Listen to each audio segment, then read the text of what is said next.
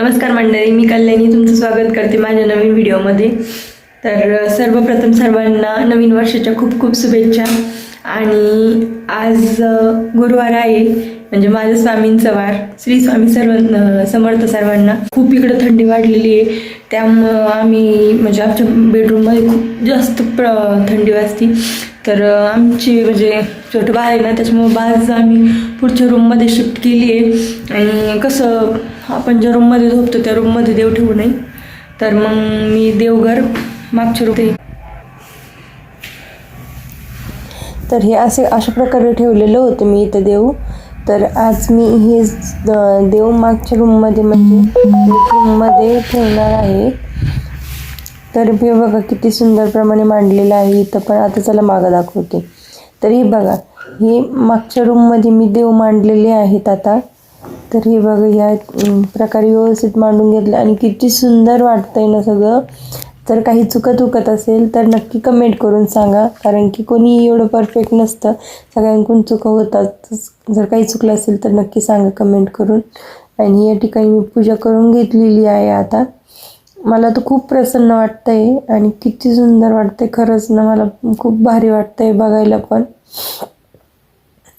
श्री स्वामी समर्थ कमेंटमध्ये नक्की लिहा। आज नवीन वर्षाची सुरुवात खूप सुंदर झाली माझी, आणि आम्ही नवीन गाडी आणली आहे, तर गाडीची पूजा करून घेते या ठिकाणी।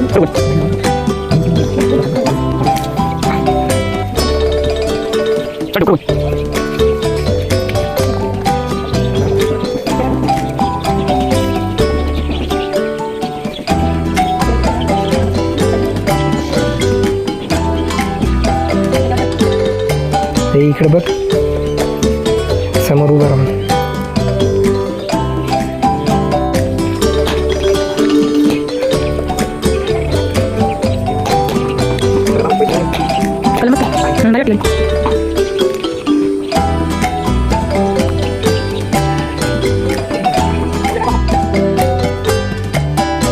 गाडीची पूजा केल्यानंतर मी इथं करते उंबरठा लेपन।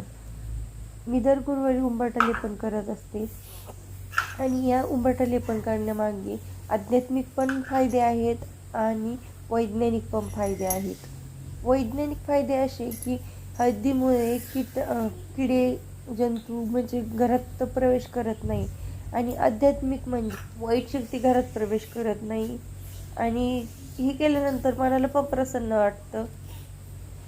तर बाकीचं काही असो, दिसायला पण सुंदर दिसतं, सगळ्या गोष्टींचा फायदाच आहे। म्हणजे आपला उंबरा छान दिसतो आणि दिसतं पण छान, त्यामुळं करायला काय हरकत नाही ना। आणि उंबरठा लेपन झाल्यानंतर मी इथं रांगोळी काढून घेते। तर खरंच असं जर देवाचं केलं ना तर खूप मनाला भारी वाटतं, आणि दिवस पण खूप सुंदर जातो। आज माझा नवीन वर्षाचा दिवस एवढा सुंदर चालला आहे ना, खरंच आज मला खूप भारी वाटतंय। माझ्या नवीन वर्षाची खूप सुंदर सुरुवात झाली आहे। या ठिकाणी दिव्याची रांगोळी काढून घेतली, आणि आता मी काढत आहे पावलांचे ठसे। तर दोन्ही साईडनं पावलांचे ठसे काढल्यानंतर खूप सुंदर दिसतात। तर मी या ठिकाणी पावलांचे ठसे पण काढून घेतलेले आहे, आणि पुढे तुम्हाला दाखवतेच कसं दिसतंय।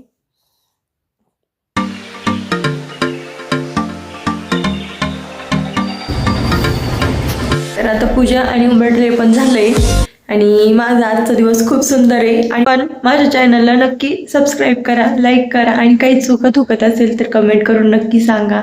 भेटू अशाच पुन्हा नवीन व्हिडिओमध्ये। तोपर्यंत रामकृष्ण हरी।